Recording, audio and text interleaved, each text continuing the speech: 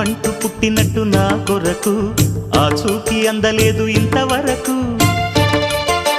వచ్చింది గాని ఈడు ఒంటి వరకు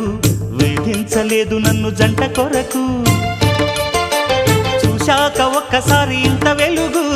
నా వంక రాను అంది కంటి కునుకు ఈ అల్లరి గారడి నీ లీల అనుకోనా